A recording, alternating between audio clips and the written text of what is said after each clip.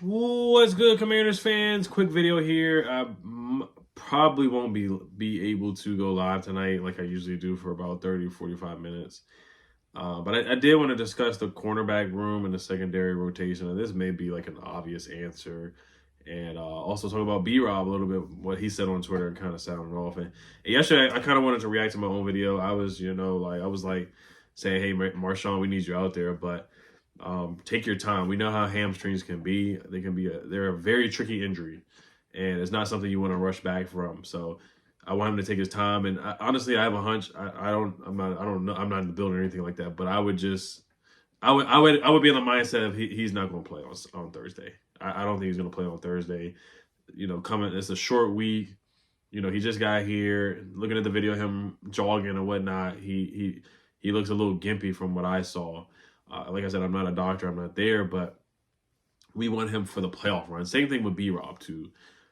We don't want to rush these guys back. They have the late bye week. Biotic is banged up now. Wiley banged up.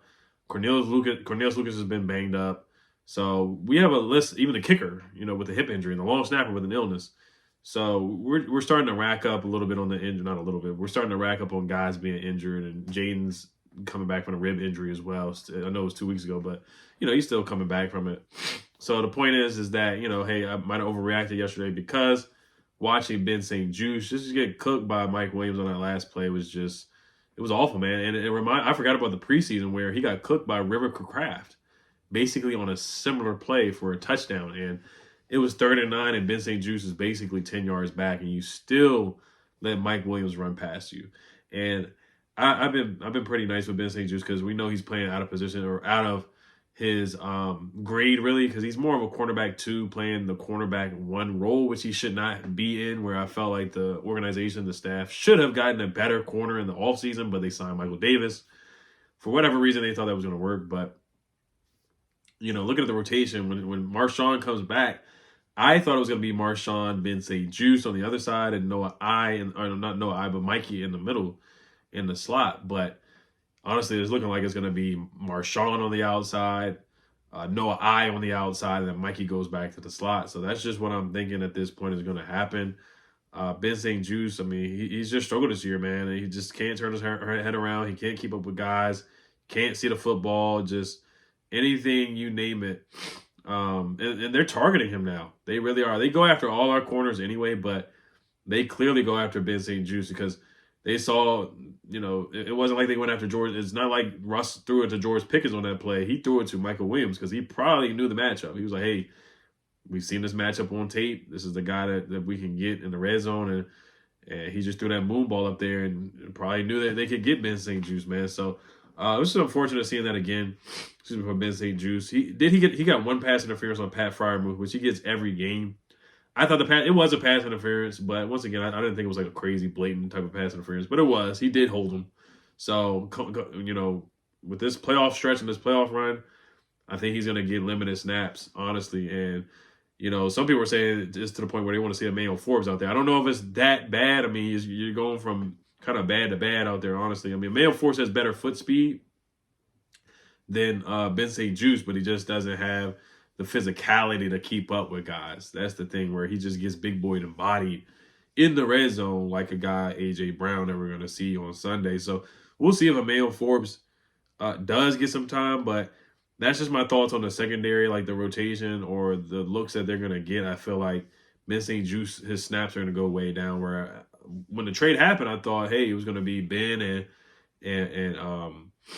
Ben and Marshon and then Mikey in the middle, man. So you look at Ben St. Juice numbers on the year, man. He's given up a 109.5 quarterback rating. He's given up 495 yards on the season, 65% completion percentage allowed as well. 3 touchdowns given up. So yeah, guys are going after him, man. He's giving up 495 yards, and you look at other guys like Mikey's giving up 342 yards, which is a good amount, and then Noah I's giving up 164 yards. You look at Marshon's numbers, I told you guys last week, and Marshon's numbers are just way better. And of course, I mean, that's obvious. Like, Marshon Lattimore is supposed to be a top flight, Pro Bowl, all-pro type of corner. But like I said, don't be surprised if Marshon misses this week against the Eagles. Because like I said, hamstring. Yeah, Marshon's giving up 54% completion percentage, which is awesome, and a 69.1 quarterback rating right now, which is awesome on the season through 7 games and only 114 yards on the season. They don't even throw the ball his way. Oh yeah, and this shirt too. I had to put the camera down a little bit lower so I could show up the shirt. And I did want to kind of talk about some stuff yesterday that I did miss. So I didn't talk about the Noah Brown drop on the 3rd down before the 4th down where the refs hosed us. I mean, that whole situation, he literally put the ball backwards. Like, he took the ball and put it a yard backwards. Like, that's insane. The spot was awful.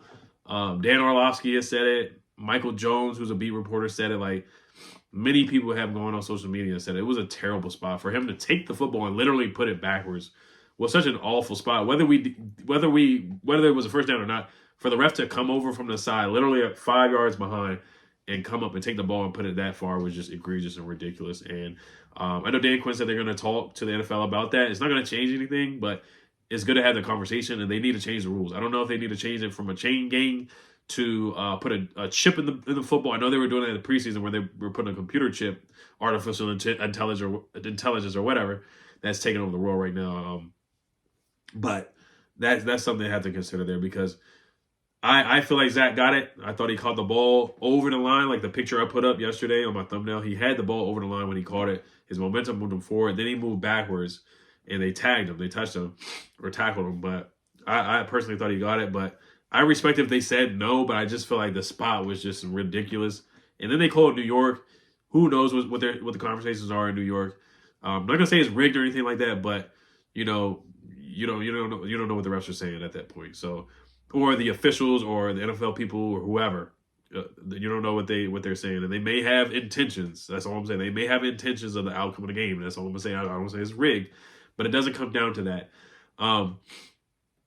Jaden did miss Luke McCaffrey badly, so he has to be better. This was probably like his first human being type of game, and people are overreacting because we haven't seen him play like a human. We see him play like a superstar or a super being every game. Every game has been an incredible game. Maybe the Tampa game and the Giants game, those were like rookie type games. But other than that, he's played like an MVP candidate. This was the first game where he did not play like an MVP candidate. Overthrew Luke. He missed Alameda Zacchaeus. Noah Brown did have to come back for the ball, but Noah should have caught the football. So it was 6 drops. Diami had a drop. Luke McCaffrey had a drop on the sideline. Zach Ertz just it was like, bro, like, what are you doing, Zach? Hands like a snake. I forgot to say that yesterday too. But he literally had hands like a snake and just dropped the football. Like, he dropped it so bad that the ball bounced to the ground and bounced back up to his chest.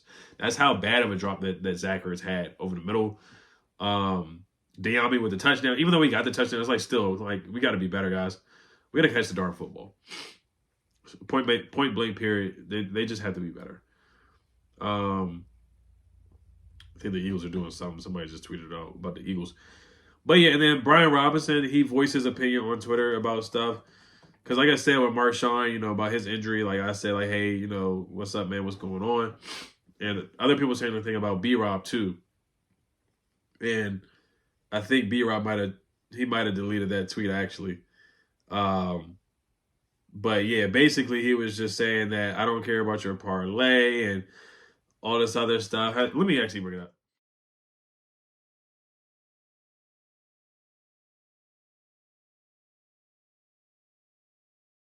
Yeah, so B-Rob deleted the tweet. And I knew that was going to happen. I knew he was going to delete it. Excuse me. So he says, quote, being injured is one thing, but to hear backlash from MFers that sit on their couch every Sunday blowing me, ... Don't nobody say shiggity when the parlays hit, though. Y'all have no humility on this app for real. I wonder why some players don't respect the fans. He also said, the next tweet says, I'm extremely positive that nobody wants to win more than I do. # raise hell. So looks like he was probably not just our fans, but other people that have him on parlays and stuff like that.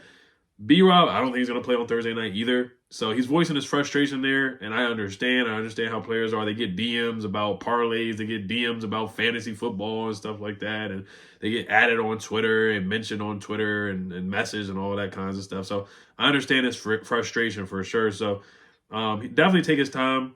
Chris Rodriguez got to step up on Thursday. Jeremy McNichols, Austin Eckler, and I think Jaden may have to use his legs a little bit more, man. I know the Steelers did a good job of bottling him up, but there were a few times where I feel like instead of handing it off to Eckler, he could have kept it and ran out. So I know it's 2 weeks removed from the rib injury, so I think he may just have to test it on Thursday, especially if guys are dropping passes. There's sometimes where he may have to be Superman. He just may have to do it. And if it's not Terry and then Noah Brown's 50-50 sometimes when catching the football, it's like, hey, you may have to just take off and get that 10 yards, that 10 to 15 yards. So that may have to happen on Thursday night against the Eagles. So be alert on that, guys, and just slide, get down, of course. But, yeah, B-Rob voicing his frustration on Twitter. Then he deletes the tweet. I don't know if he got a call from Adam Peters or Dan Quinn or whatever, you know what I mean? I don't know, but, you know, I understand. I'm not mad about B-Rob voicing his frustration and stuff like that. So, but let's keep our heads up, guys. It's one loss. I don't think anybody's really getting down about it. 7-3. We're in a comfortable position. We really are in a comfortable position. We still have a long way to go. Excuse me, a long way ahead of us. But we're in a darn good spot. We're ahead of the rebuild. We are ahead of the recalibration at this point. Dan Quinn just say all about Zacchaeus is going to still return punts, and that's terrible in my opinion.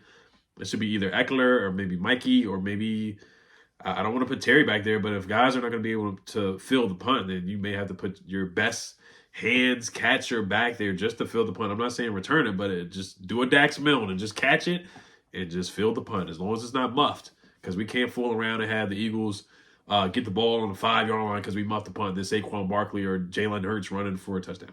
That's just unacceptable on Thursday night. So we'll give Olamide one more chance, one more shot, and that's really it for me on him, honestly. Trying to think if there's anything else that I missed yesterday. But, yeah, like I said, Noah Brown, he did drop that pass. But Jalen threw it a little bit short, but Noah's got to come down and it kind of hit off his shoulder pad. He just didn't concentrate enough and get it. So, wide receivers are need this year, this all season for sure. It really is. It's a big need, and we need a number 2 next to Terry McLaurin for sure. Dante Fowler's had a great day. He had a great day yesterday. George Pickens with the face masks were just egregious and ridiculous.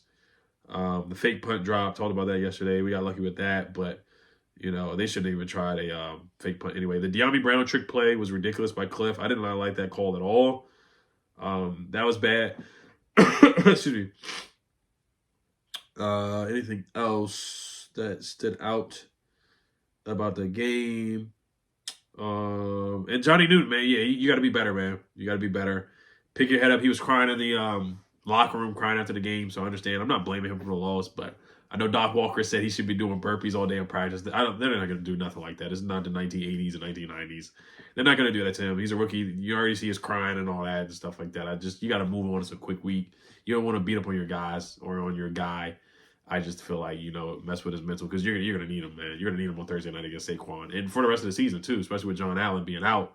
So I personally wouldn't do that. But that's just my thoughts, guys. The secondary rotation, I think Ben St. Juste is going to be benched when Marshon comes back. I didn't think that was going to happen, but I think that is a highly, highly likely thing that's going to happen.